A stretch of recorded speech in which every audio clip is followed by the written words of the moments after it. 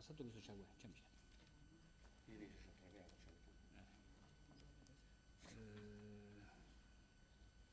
Hau izango izan.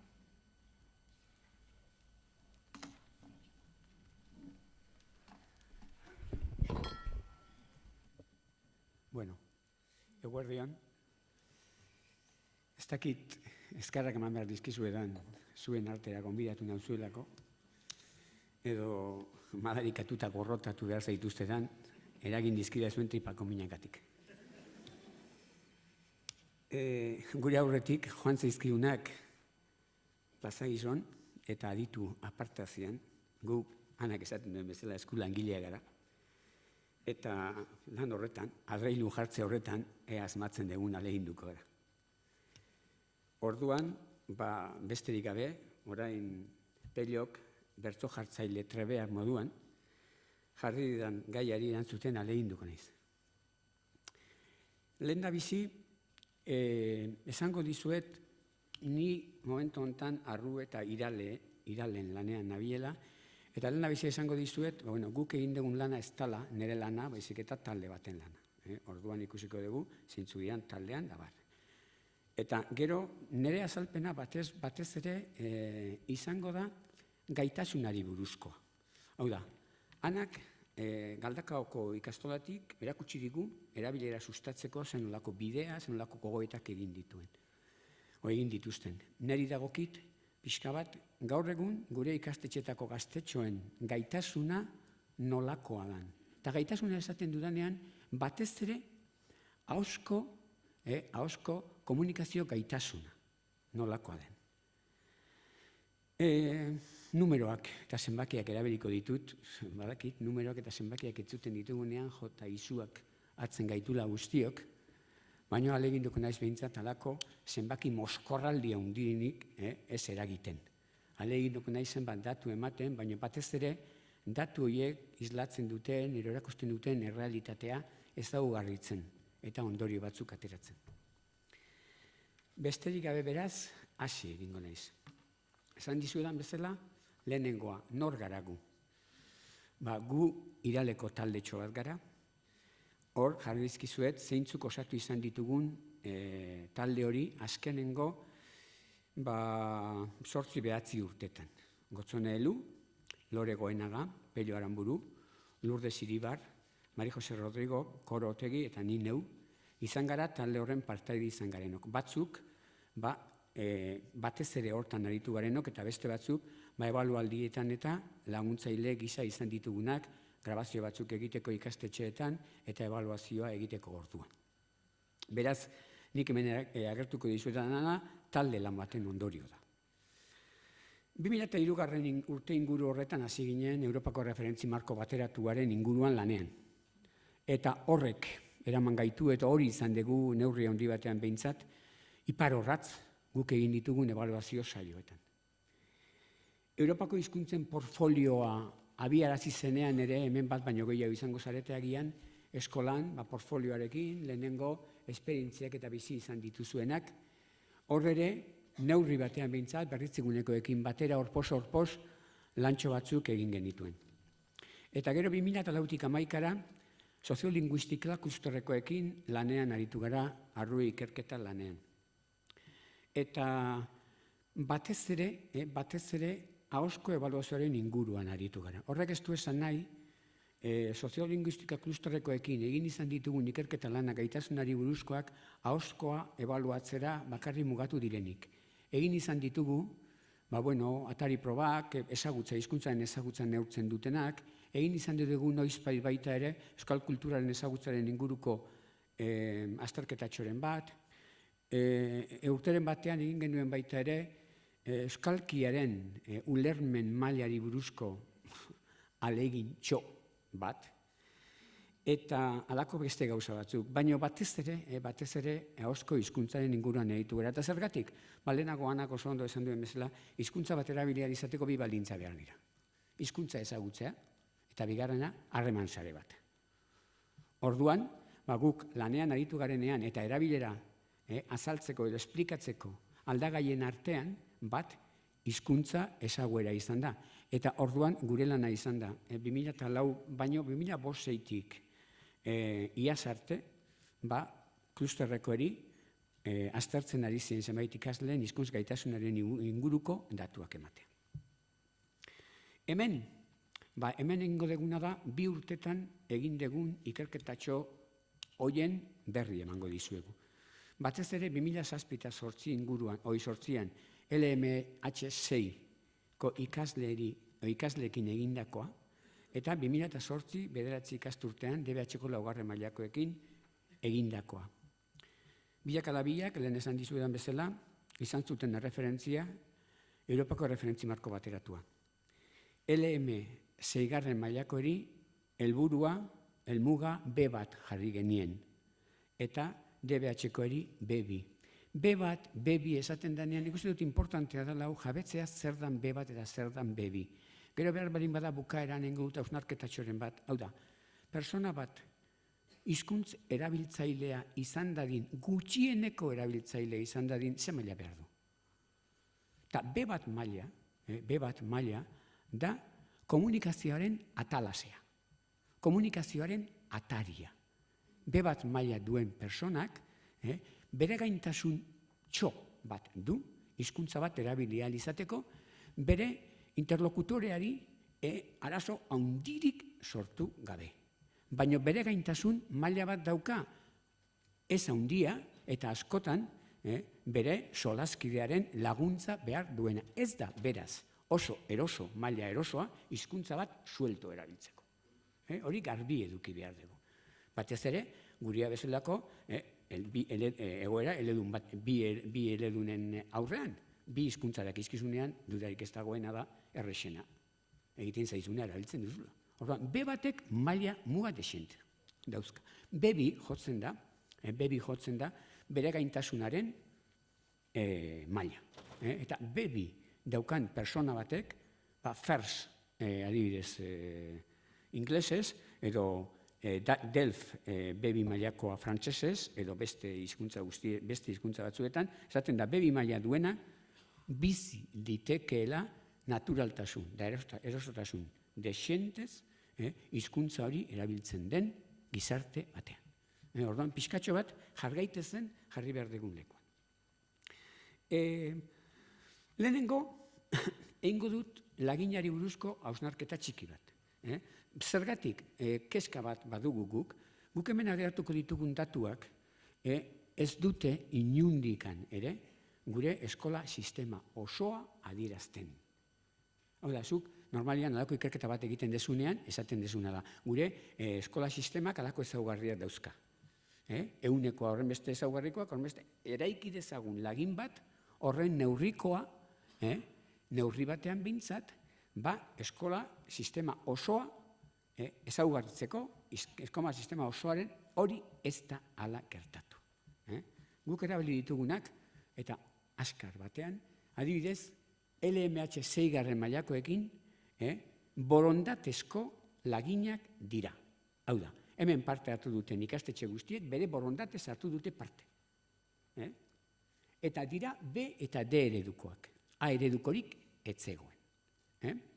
Eta B eta D ereduko hoien artean, alegindu ginen neurri batean, egoera soziolinguistiko gehienak jasoko zituzten lagin bat egite. Orduan dauzkatzu alde batetik oso hiri erdaldunak esango genuke, Bilbo Gasteiz, Bilbo inguruko guztia, ezagutzan 0-20-tik, hau da, biztanleen 20 baino gutxiago euskara dakiten herriak, eta beste muturrean dauzkagu, Azkoiti eta Mutriko bezalako herriak, hau da, 80-tik eunea ia erabat euskaldun beteak direnak. Orduan, hor, erakusten du pixka bat abanikoa, baino ez proporzioetan eta ez alakoetan. Antzeko zerbait, esango dizuet, DBH lauan. DBH lauan, LMH6an ez bezala, A ereduko taldetxo batekin lan egiteko aukera izan genuen. Baina lagina da oso txikia. Aurrekoan, 283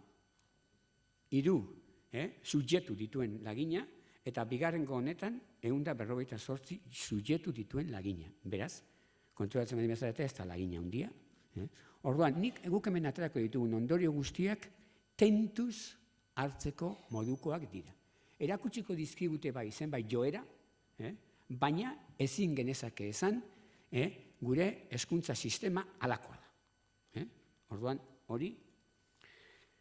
Bukatzeko, laginaren ezaugarriak esango dizuet, adibidez, LMH-ko laginean, 172 D eredukoak direla, eta 128 B eredukoak. Honek, zer ikusia izango du gero bataz bestekoetan, orokorrean. Zen adibidez da, D eredu askoz gehiago dago B eredua baino. Bestean berriz, dauzkagu, A ereduko 1,11, barkatu, A ereduko 1,11, B ereduko 1,22 eta D ereduko 1,57. Hau, oroar, horrela gainbegiratuta, seguru asko, bestea LMH-koa baino ahulagoa izango da, beste gauza batzuen artean, jende gehiago dagoelako, D eredukoa ez da. Nik, orduan, eta honekin bukatzeko garbi, berez, borondatez hartutako lagina da, ez da lagina dirazgarria inundikare, ezin daiteke beraz, lehen esan dizuedan bezala, esan, aurkeztuko ditugun datuak, sistema osora era daitezkeenik, datuek joera batzu bakarrik islatuko dituzte. Ez dira argazki zehatz eta argia beraz. Erakutsiko dizkigute gauza batzuk, beste gauza bat oso importantea, nik ez dizuet esango, zuek ez dakizuenik. Horregatik garbi izaten dizuet, hemen gu aditutzat hartu gaituzte, baina nik hemen esango dizkizuetanak 1000 aldiz entzundakoak izango dituzue. Izan ere, arruekoekin batera erakutsiko dizkizuet, erkatzeko edo konparatzeko, bai CIB-ik B1 eta B2-ren inguruan egindako zenbait datu, eta oain, ebaluazio diagnostikoan, pelok erakusti digun bezala, agertzen dian zenbait datu. Eta konturatuko zarete, aldetxo batzuk gora bera, denek argazki antzeko zua erakusten digutela. Datuak eta ondorioak. Bueno, hasiko gara orduan datuekin, eta aleginduko naiz datuak eta ondorioak, datuak eta argazkiak pixka bat batera. Lehenengo galdera. Elebidunak dira gure eskoletako gaztetxoak? Euskaraz eta gaztelaniaz gaitasun paretsua dute? Elebidunak dira gure eskoletako gaztetxoak? Bai. Elebidunak dira. Elebiduna da, besterik gabe, adibidez, hizketan jakin ezarren, zenbait prospektu euskeraz edo frantsesez edo ingelesez sartzen ditunak, eta bere lanari dagozkion gauzetan gutxi gora bera moldatzen dana. Elebiduna da. Elebidun orekatua da, beste kontu da. Orduan hemen nik konzeptuak argitu egin behar ditugula. Eleaniztasuna hor dago, baina eleaniztasun guztiak berdina dira? Elebiduna, euskaldun elebiduna eta erdaldun elebiduna berdina dira? Elebidunek orekatuak badaude benetan, bi hizkuntzetan parez pare horrela, orduan pixka bat, halako gauzatxo batzuk ikutuko ditu. Bueno, az gaitezen, ez dizu lehenago esan, baina LMH-ko azterketatxoa egin genuenean, hartu genuen 100 laguneko lagintxo bat, eta egin genien ahoz gaztelaniazko eta euskerazko proba. Proba berdinak. Eskatu genien aurrena, 34 minutuz, beraiekin elkarrezketa bat egin genuen eguneroko gauzen inguruan. Zer egiten zuten, nola egiten zuten, adibidez eskolatik kanpo nola ibiltzen zian, eskolan zer egiten zuten, pixka bat egunerokoaren inguruan. Gero bigarrengoa bere bizipen bat kontarazi genien, eta hirugarrengoan eztabaidan jarri genituen. Binaka, eztabaidan gai baten, gai oso sinpleak ziren bere eguneroko gaiak, adibidez, ematen geniz arratsalde bat euritsua, arratsalde elkarrekin pasa behar dezu eta tori, bai estedizionak, kartajokoak, partxisak, ez dakizat, erabaki bideon artean zertaz egituko zareten. Eta orduan, pixka bat elkarrera ginean, bat batean, gauza formaletik aparteko, era hortako komponenteak zituen azterketa bat izan zen. Lagina, D eredukoa da, dana, eta ziren, lehen hizkuntza euskera zutenak 140. Lehen hizkuntza gaztelania zutenak 145,46. Eta biak aitortzen zuten beraiez, lehen hizkuntza zuten ala ez, euren aitortza zan. Galdetzen zitzaien, zein da zure lehen hizkuntza, bueno, zu, adibidez, nola aritzen zea lagunekin, euskeraz, batez ere, gaztelaniaz, edo bietan. Eta hau da, horrek erakutsi ziguna. Ikusten baldin badezue, laranjak, bueno, roxak euskeraren egoera adierazten du eta urdina gaztelaniarena. Konturatzen baldin bazarete, oso adierazgarria da. Eta gainera, inork ez dugu esaten, kontxo, ez genekin alazenik, denok badakigu, errealitate hau dala. Lagin osoan, D eredukoak, haue bataz bestekoa dira, horrek ez du esan nahi, adibidez, hemen badirudi lagin osoan, hor, adibidez, elebidun oso orekatuak dira. Horrek esan nahi duna da, 0-tik 100-erako zerrenda batean, 100 ume horiek bataz beste, ateratzen zutela 73 puntu euskeraz eta 72 gaztelaniaz. Baina hor barruan hori katalejo, largabista hundiekin, hori zuma aplikatzen badiogu, ikusten dezue, lehen hizkuntza euskera zutenek normala da bezala, euskeran askoz gaitasuna handiagoa zutela gaztelaniaz baino. Konturatzen zarete, ezta? Bi hizkuntzen jabezienak dira orekatuenak. Igual, euskera kaskarragoa dute, gaztelania hobexiagoa, baina orekatuagoak. Eta bigarrengoa gaztelania dutenak, normala da bezala, dira elebidun gaztelania dunak. Gaztelanian gaitasuna handiagoa dute bestean baino. Baina, ikusten dugu, edozein dela ere, egoera, gaztelaniakoen artean, D ereduan, 74 puntotara ailegatzen diela. Hau da, B bat dutela oroar.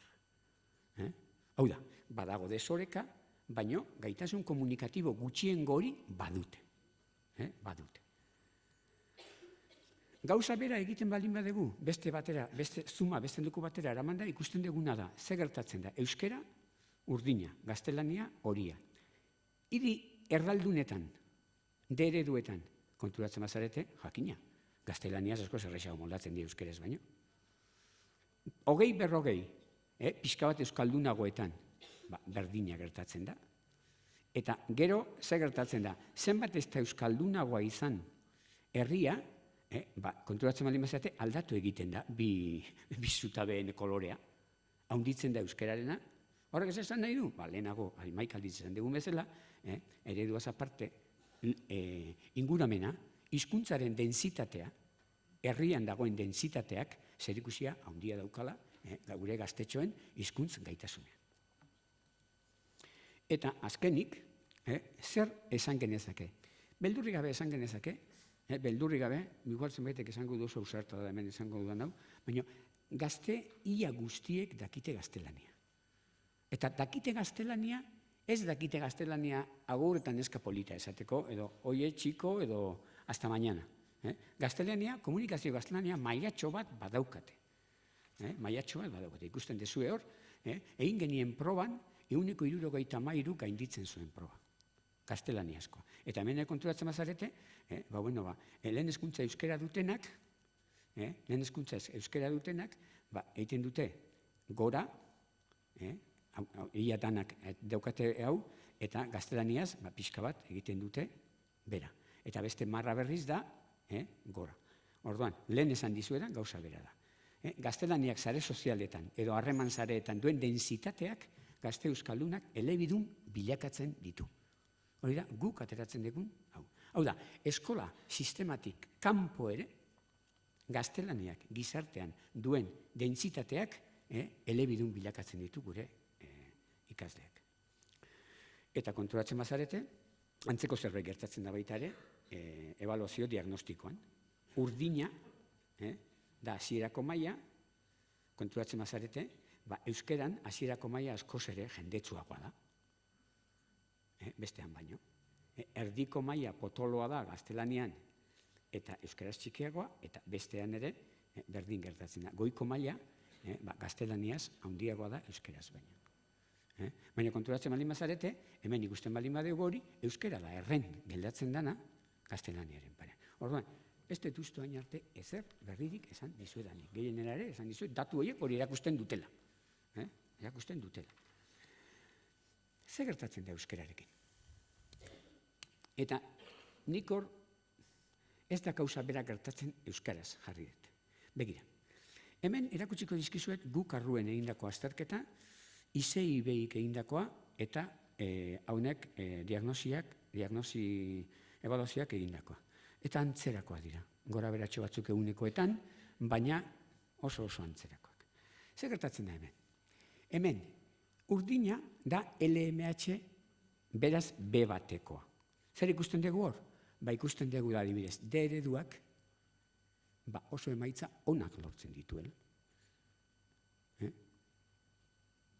Lagin osoa hor daukazu erdian, hemen erdian, B ereduak kaskarragoak lortzen ditu, hau da, lehenen kasuan maila, B bat esaten dut, irutik bat, baino gehitxio, eta B2 berriz, B2 mailaia da maila desente handiagoa. B batetik B2 mailara maila desente handia dago. Guk askotan pentsatzen dugu, baina hori 4 urte batekin da 4 urte besteekin, pentsatzen dugu, Europako markoan, esaten dute gutxi gora bera, zerotik B batera joateko, atzerri hizkuntza batean, gutxi gora bera, 500 eta piko ordu behar diela. B batetik B bira 1000 ordu. Orduan, karo, maila diferentzi handia da. Horregatik esatea, eske B bat komunikazio maila bada, baina komunikazio maila oso justokua. B bat maila izan, eta Londonera joan, eta bai, erosiko dugu jatekoa, baina hotelean jartzen badizkigute izarak zulodunak, eta eztabaidatu behar dugu badegu serio bertako jaungarekin, seguru, zulodunak izaten jarraituko dute. Orduan, komunikazio maila bai, baina neurri bateko. Orduan, honek ze islatzen du? Honek islatzen duna da, tamalez, A-ereduan urruti daudela oraindik ere zen. A-ereduan, pentsatzen A-ereduko erien genien B2 mailako maila. B2 mailako maila A-ereduko entzako da oso urrutiko intxaurrak dira. Eta komentatzen nion, peli hori, B2 dan, horrela itxu-itxuan eskate behar dan, edo B2 dan, lehenago Iñakik eta Jonek esaten zuen hizkuntza ekologia hortan, hizkuntza guztiak elkarrekin bizi behar duten momentuan, ezinbesteko litzateken kristu guztia bebira, edo bermatzeko adibidez, persona bakoitzaren, hiztun bakoitzaren, eskubide linguistikoak ezinbestean behar dan, hiritar guztiak bi hizkuntzetan bebi izatea. Hori da, igual momentuaren batean, bebitik gertuago be batetik, baino hori garbi, niretzat bintzat. Gauza bera gertatzen da ICIB-i, eta ikusten dezu hemen ere antzekoa dira. Daukazue ICIB-i urdina eta gurea gainera pentsatu ahoskoan emaitza hobeak ateratzen zaizkigu ICIB-ikoena baino. Horregatik esaten dizuet, lagina dana. Adibidez gogoratzen naiz, bigarren hizkuntza, B-birako, adibidez D eredukoak egin genituenak, gogoratzen naiz, ziren Lehazpi, hau nola da, Azkoiti, eta beste ez nez gogoratzen, orduan, euneko 80 gora euskalduna ziren etxetik. Orduan, hor lagina, baina emaitzak, eta hemen ere gauza bera gertatzen zaigu. Hemen ere konturatzen bazarete, D ereduan, 123, 137, pentsa, A ereduan euskera gutxi dakitenek dira 180. B ereduan 140 eta D ereduan 120. Horren garbi dago, hor ereduak zerikusia badaukala, gaitasunean. Hemen, badute garrantzia lehen hizkuntzak ere jakina bai, begira. Lehen hizkuntza gaztelania dutenek, markatu, lehen hizkuntza euskera dutenek, askoz maila hobea dute, lehen hizkuntza gaztelania dutena baino. Eta bukatzeko, hemen ikusten dezue, begira, hemen, segun ingurua nolakoa dan, inguruak ere badu bere eragina. Kaleko, lagunarteko, gelako ikaskidekiko izkerak ere badu bere garrantzia. Zenbat eta lurralde euskaldunagoa izan eta eredua, zeren konturatzen bazarete, lehenengo hau da, hiria eta B eredukoa. Gainditzen dute oso gutxik. Bigarrengoa da, 20-40 B eredukoa, baina begira zezu hemen. adibidez, 20-40 D ereduko, edo 60-80 D ereduko, ikusten duzue, gainditzen maila ia 100% dela. Eta azkenik, honekin bukatzen dut, elebidun praktiko eta funtzionalak dire gure gazteak. Elebidunak bai. Elebidun praktiko eta funtzionalak. Nik uste dut, elebidun orekatu gutxi dagoela. Baina elebidun orekatu asko izatea da kimera bat, amets bat. Nik uste dut, bi hizkuntza dagoen herrietan oso zaila dela, personak bi hizkuntzetan oso orekatuak izatea. Euskal elebidunik ez da falta. Lehen ikusi ditugunak, adibidez zenbait lekuetakoak, elebiduna dira, baina euskera dute, hizkuntz nagusi. Eta gehienak erdal elebidunak dira. Ze problema da? Erdal elebidunen hauen artean daudenak behar ainako gaitasun komunikatiboa dute ahoz lehen komentatzen zen hizkuntza eskubide horiek bermatu ahal izateko? Behar ainako, eta nik hemen ateratzen dudan ondorioa da, A eredukoak urruti daudela, B eredukoen artean daneti dagoela, zeren, klaro, hemen askotan gertatzen zaigu B2 eta B1, eta badirudi B2 dauka, ero ez dauka ez, ega dauka, edo kastelianoa da. Halako gauzak gertatzen zaizkigu, tamalez hemen herri honetan. Orduan, nik uste dut, baino garbi dago batek oso urruti, bestea gertuago, eta nik uste dut esan ditekela, D ereduan euskalduntzen direnak, nik uste dut hor ikararrizko aurrerapena egin degula, benetan oso gertu daudela, elebidun funtzional da, praktiko izatetik. Orduan, aurrera pasu handiak eman dira, baina helburua oraindik ez du eskolak lortu, badaukagu oraindik zeregina. Eta hauxe litzateke nik eskuartean ekarri dudana. Mila esker.